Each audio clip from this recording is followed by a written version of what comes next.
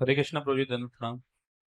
प्रभु जी, आपने बताया कि सुपर्णखा नाक कट गई, उसके बाद भी लगी रही, 100 साल उसने तपस्या की।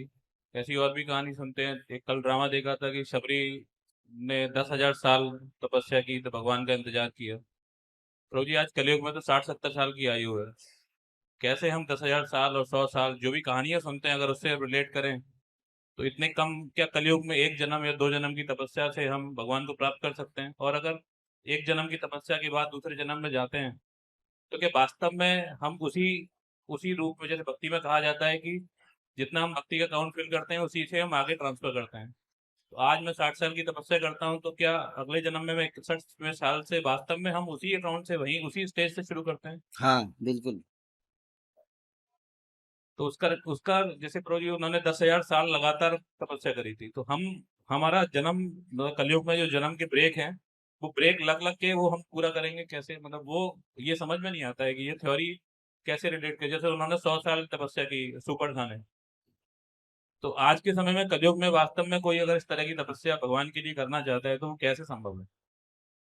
हरे कृष्ण कृष्ण कृष्ण हरे हरे, हरे राम राम राम हरे। यही तपस्या करना है और कोई तपस्या की जरूरत नहीं।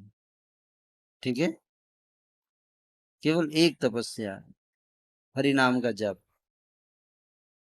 इससे सब मिल जाएगा आपको। ये कब मिलेंगे? कब मिलेंगे, कब आप चाहते हैं? तो ये इसी जन्म में चाहते हैं। डेट बताइए। तो ये मृत्यु जब हो तब भगवान का स्मरण रहे, बस ये चाहते हैं। हाँ तो मिल जाएगा। और मुझे लगा कि आगे एक बोलेंगे कि कल दे दीजिए, तो इसलिए मैं पूछा। तो हम कल दे देते, लेकिन आपके फैमिली वाले परेशान हो जाते हैं, इसीलिए टाइम लगता है और कोई कारण नहीं है। ठीक है, आपको अचानक दे भी दिया जाए तो आप लोगे नहीं। समस्या यहाँ है। क्यों? क्योंकि हम अभी उसके लिए तैयार नहीं है। जब हम तैयार हो जाएंगे तो भगवान तुरंत दे देंगे। भगवान तैयार है, हम तैयार नहीं हैं। हरे कृष्ण, थैंक यू प्रभु जी। इसी से ही छोटा सा रिलेटेड है क्वेश्चन। गृहस्थ में जब हम भक्ति करते हैं परिवार के साथ में, तो कभी कभी बहुत अच्छी स्थिति हो जाती है, सब लोग, परिवार भी अच्छा चल रहा होता है, हम भक्ति भी कर रहे होते हैं, सब कुछ रूटीन से चल रहा होता है। लेकिन कुछ पारिवारिक स्थिति की वजह से या कुछ और जो भी सामाजिक स्थिति या जो भी गृहस्थ जीवन में हमारे अप्स एंड डाउन्स आते हैं, उस वजह से भक्ति में डिस्टरबेंस आ जाता है या मनोदशा बदलने लगती है, कहीं ना कहीं वीक होने लगते हैं। तो वो वीक वाली स्थिति और जो बैलेंस चल रहा है भक्ति ग्रस्त जीवन, जैसे आपने अभी बताया पिछले आंसर में कि वर्णाश्रम में भक्ति में रहते हुए हमें अपने कर्तव्य का पालन करना चाहिए। तो सदैव कैसे हम भक्ति में रहते हुए अपने कर्तव्य का पालन करते रहें ग्रस्त जीवन में? जो भी आपके जीवन में परिस्थिति आती है वो आपके लिए परीक्षा के समान है। जैसे कि हम लोग कॉलेज में जाते हैं पढ़ाई करने, तो पढ़ाई होती है और पढ़ाई के बाद परीक्षा भी होती है। उसी तरह से भक्ति में भी पहले पढ़ाई होती है।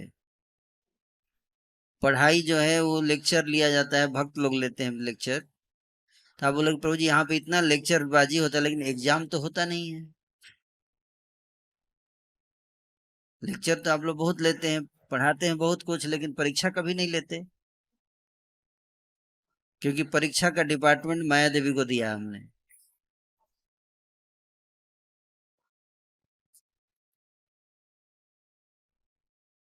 पढ़ाई हम लोग करते हैं और माया जी क्या करती हैं? परीक्षा लेती हैं। तो पढ़ाई में हम लोग आपको बताते हैं क्या? यम ही न व्यथयन्ते ते पुरुषम पुरुषर्षभ, सम सुख दुख धीर स्वमृतवाय कल्पते। जो व्यक्ति सुख और दुख में समान रहता है समस्याओं के समय विचलित नहीं होता, वही अमरत्व को प्राप्त करता है। ये पढ़ाई हो गई। पढ़ाई करके हमने छोड़ दिया, अब माया देवी को हमने सूचना भेज दिया कि आप इनका परीक्षा लो। अब प्रभु जी बोले हैं, समझ गए हैं कि बिल्कुल सही, और दूसरों को बता भी रहे हैं आजकल। तो माया देवी आपकी लाइफ में ऐसी परिस्थिति क्रिएट करेंगी जहां पे आपको सुख और दुख के बीच में समान रहने का अवसर देंगी। तो कभी सुख आएगा, कभी दुख आएगा, और वहां पे आपको अप्लाई करना पड़ेगा फिलॉसफी की। यहाँ पे नहीं नहीं, कल क्लास में पढ़ा था कि समान रहना है, परेशान नहीं होना है। तो जब आप वहां पे अप्लाई करोगे उसको, जो सीखा है, तो आप पास हो जाओगे।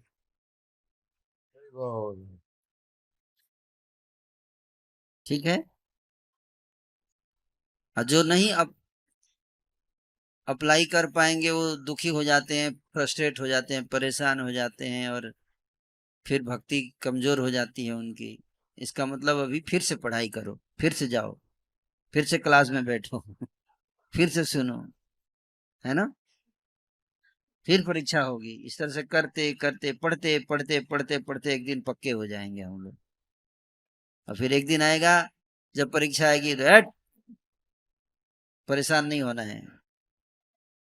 मारो भी राखो भी जो इच्छा तुहार, नित्य दास प्रति तू आय अधिकार। मानस देह गेह जो किछु मोर, अर्पिलु तुआ पदे नंद किशोर। संपदि विपदे जीवने मरणे, है चाहे संपत्ति हो, चाहे विपत्ति हो, जीवन हो, मरण हो, हर परिस्थिति में हे प्रभु, मैं आपका दास हूँ, आपकी सेवा में लगा रहूंगा। इस तरह से आपका है सब कुछ। चाहे आप मारें चाहे रक्षा करें, सब आपका है ना।